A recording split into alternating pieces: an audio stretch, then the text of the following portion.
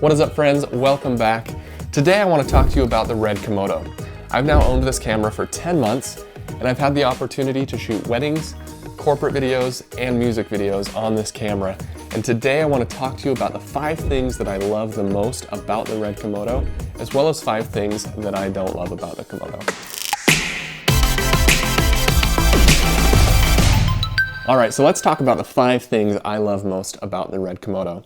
First on the list is the ability to hot swap batteries. Having the ability to replace a battery mid-shoot is a huge deal for anyone who shoots any kind of long-form content like interviews or events, where you need to be recording and you can't afford to turn your camera off mid-take.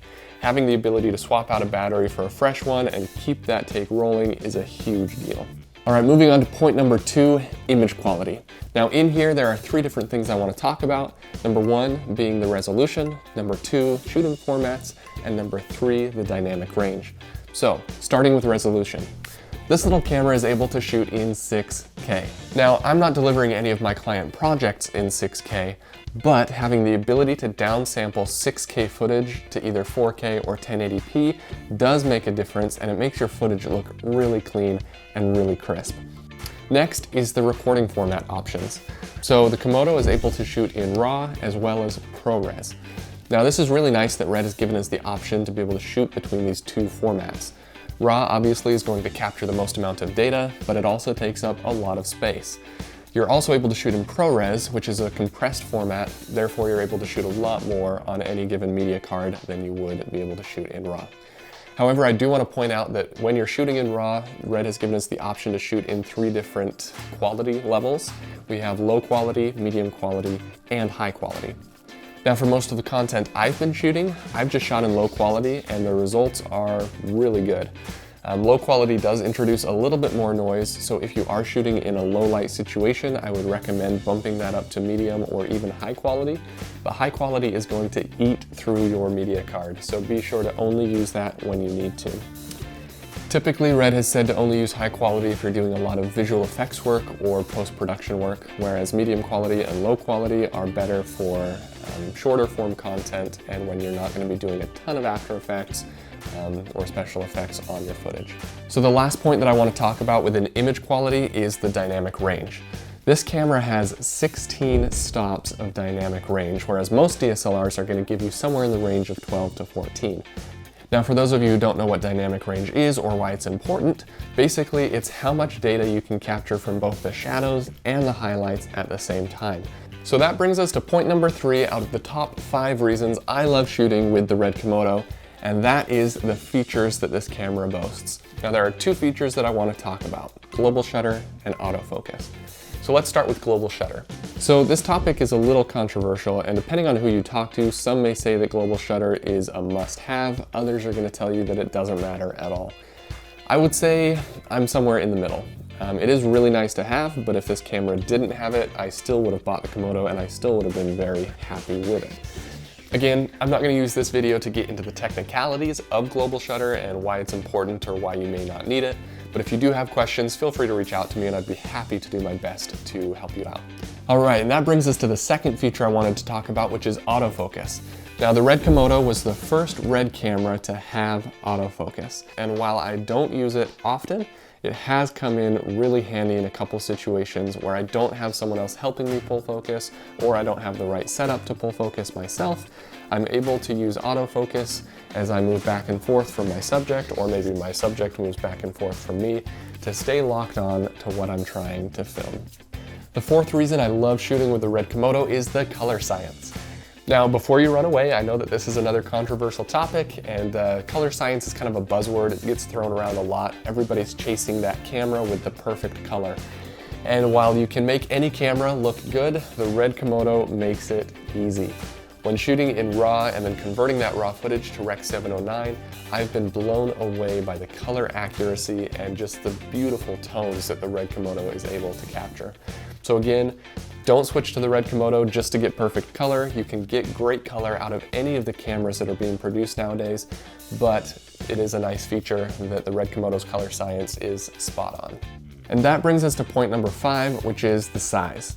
Now, if you're switching from a DSLR to the Red Komodo, like I did, size may not be one of your top 5 favorite things about the Red Komodo because it is heavy and it's going to take some getting used to. However, compared to other cinema grade quality cameras, the Red Komodo is extremely compact and is great for any run and gun shooting or documentary shooting, as well as building up into a bigger setup.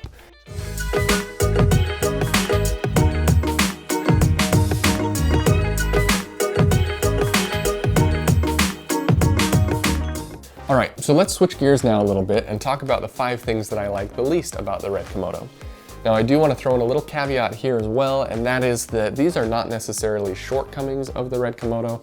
For other cameras in its class, these would not be considered cons. However, coming from a DSLR background like myself to the Red Komodo, these are things that I wish I had known going into it that I didn't necessarily know before I bought it. So I just want to make you aware of those things so that you can make an informed decision if you're thinking of making the same switch. So the first thing that I want to talk about is the power up time. Now I'm going to flip on the power switch right here. You can see that red light come on. Most DSLRs are going to take anywhere between, I would say, 2 to 5 seconds to be ready to go, turned on, and you can start recording. With the Red Komodo, it takes probably 30 to 40 seconds for it to power on. It is still initializing right now. And even once the camera is powered on, you may need to black shade if the temperature has changed drastically since your last shooting situation. Okay, camera now just powered on. I like to give it a few minutes to warm up because, again, if the temperature has changed a lot, you're going to want to black shade, which, if you don't know what black shading is, just do a quick Google search, you'll be able to find out.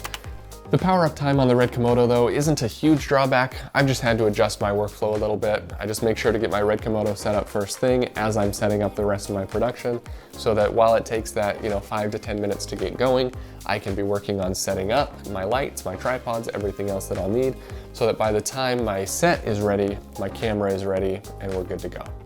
Number 2 is the cost. Now, the Red Komodo comes in at a very affordable price tag compared to other Red cameras, but just be aware that the $6,000 that they're asking for the body is not a cost to get this thing up and running.